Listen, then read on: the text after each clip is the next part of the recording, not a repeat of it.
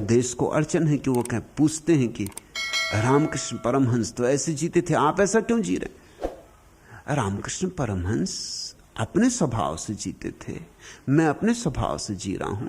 न तो रामकृष्ण परमहंस को मेरे अनुसार जीने की जरूरत है, न मुझे रामकृष्ण परमहंस के अनुसार जीने की जरूरत है।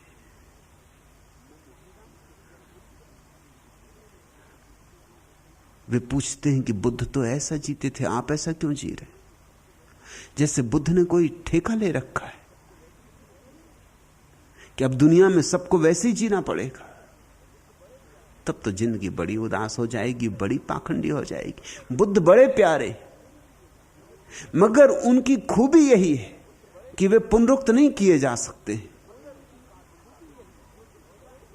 कोई उनकी कार्बन कॉपी नहीं हो सकता है, और जो भी होगा वो कुरूप होगा। कार्बन कॉपियां सदा कुरूप होती। मौलिक बनो।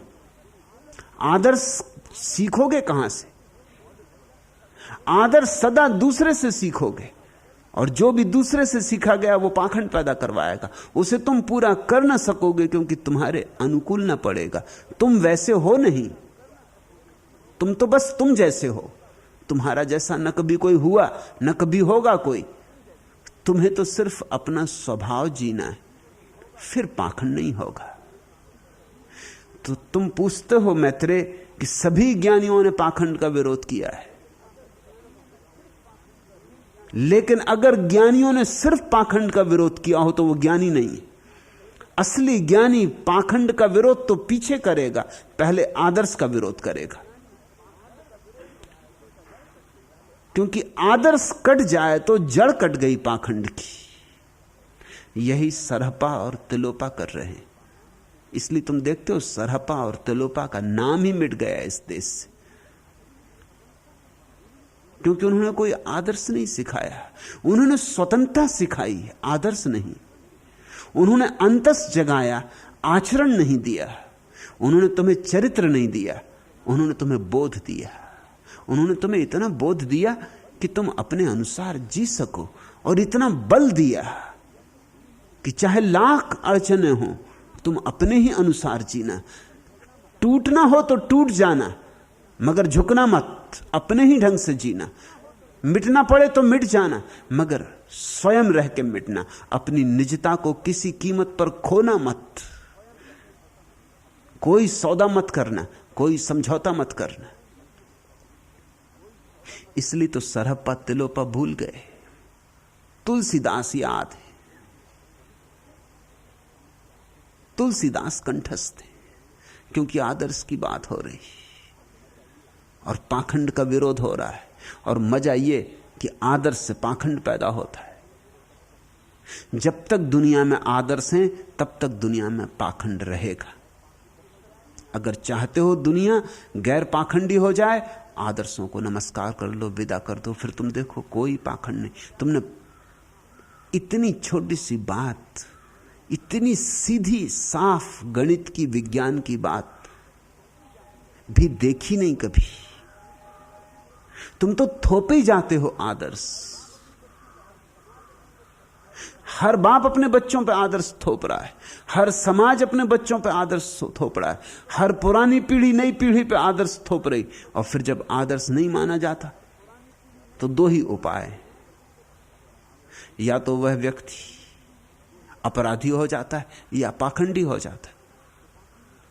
आदर्श न माने तो पाखंडी दिखाए सिर्फ, और अगर ईमानदार हो तो फिर अपराधी। तुम विकल्प ही नहीं छोड़ते लोगों के लिए, तुमने फांसी लगा दी, या तो अपराधी या पाखंडी। ये कैसा धर्म है? ये कैसी चिंतन प्रक्रिया है?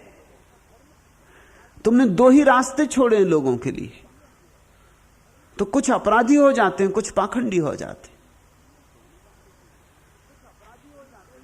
दोनों बातें बुरी। आदर्श से छुटकारा करो। हर बच्चे को क्षमता दो, सहारा दो कि वो स्वयं हो सके। इतनी आत्मा दो कि वो इस सारे संसार के विपरीत भी अगर लड़ना पड़े तो लड़े और खड़ा हो अपने बल से, चाहे कोई भी कीमत चुकानी पड़े। अपनी निजता में जी के मर जाना लाख गुना बेहतर है उस जीवन से जो समझौते पर खड़ा होता है। फिर ना तो तुम अपराधी होोगे, ना तुम पाखंडी होोगे। इस बात से तुम्हें बहुत बेचैनी होगी, क्योंकि तुम तो यही सोचते थे कि आदर्श ज्यादा से ज्यादा फैल जाएं तो लोग पाखंडी ना हो। मैं ये कह रहा हूं, आदर्श जितने फैलेंगे उतने लोग पाखंडी होंगे। दोनों को विदा देना है, कम से कम मेरे सन्यासी को दोनों को विदा दे देना है। करो निज की घोषणा, उसी घोषणा में तुम परमात्मा के निकट आने लगोगे, क्योंकि तुम्हारी निजता ही परमात्मा को छिपा है।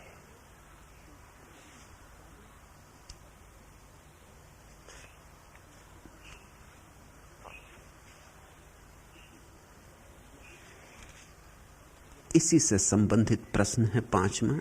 भगवान, यहूदी संत मुरजुत्रा का विचार था कि चेले ऐसे पात्र हैं कि उनमें गुरु का रंग झलकना चाहिए।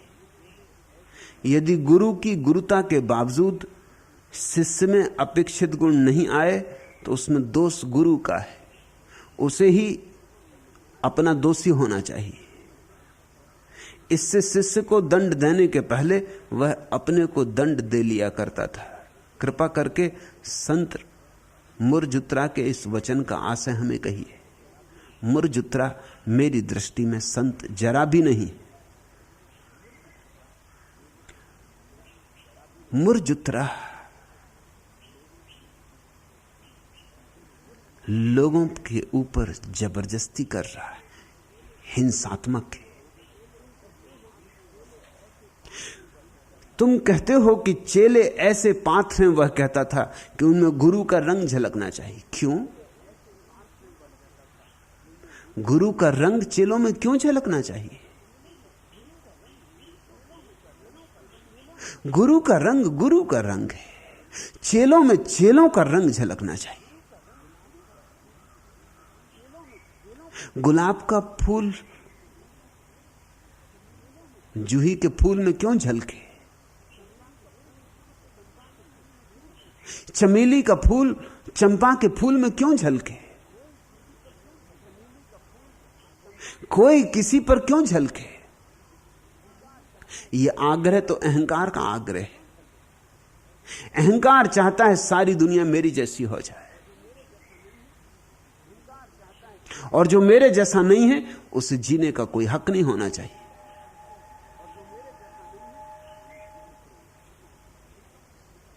स्वामी कृष्ण प्रेम और मां मधुरा को मुरारजी देसाई ने कहा, अगर मेरे बस में होता तो मैं तुम्हारे गुरु के आश्रम को नेस्त नाबूद कर देता।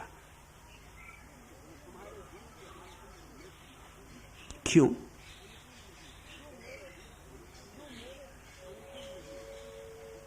जो मेरे अनुकूल नहीं है उसे जीने का भी हक नहीं। यह लोकतंत्र, ये लोकतंत्र के दावेदार हैं।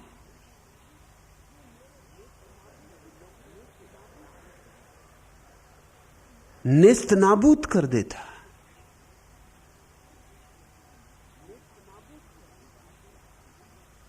ये आकांक्षा अहंकार की आकांक्षा है, यह कोई सद्गुण नहीं है। सच्चा गुरु वही है जो तुम्हें सहारा देगा ताकि तुम्हारा रंग तुम में प्रकट हो, तुम्हारा फूल खिले।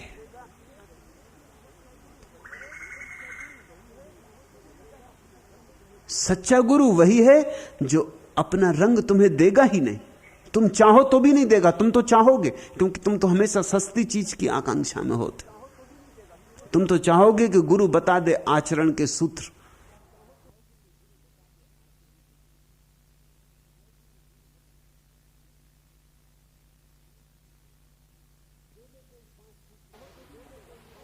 बस दे दे कोई 5 सूत्री कार्यक्रम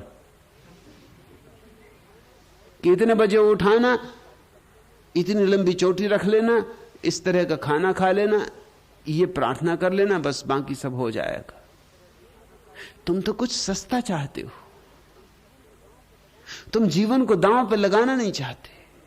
कोई सच्चा गुरु तुम्हें इतना सस्ता नहीं छोड़ सकता, और कोई सच्चा गुरु तुम्हारी अपेक्षाएं पूरी नहीं कर सकता।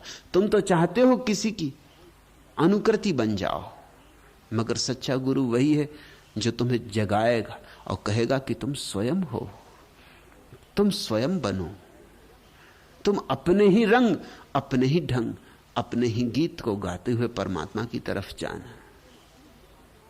तुम अपनी ही आत्मा को निखारो, फिर कौन जाने चमेली पैदा हो कि जूही पैदा हो कि रजनीगंधा पैदा हो, क्या पता। तुम्हारा रहस्य अभी छिपा है। तुम गुलाब ही हो यह जरूरी तो नहीं, कि तुम कमल ही हो यह जरूरी तो नहीं। तुम्हारा भविष्य क्या लाएगा इसकी कोई घोषणा नहीं की जा सकती, कोई भविष्यवाणी नहीं की जा सकती। तुम रहस्य हो, तुम्हारे रहस्य को खराब नहीं करना है। और अगर कोई गुरु तुम्हारे ऊपर अपना रंग चढ़ा दे तो फिर तुम्हारी आत्मा का रंग कैसे प्रकट होगा, कब प्रकट होगा?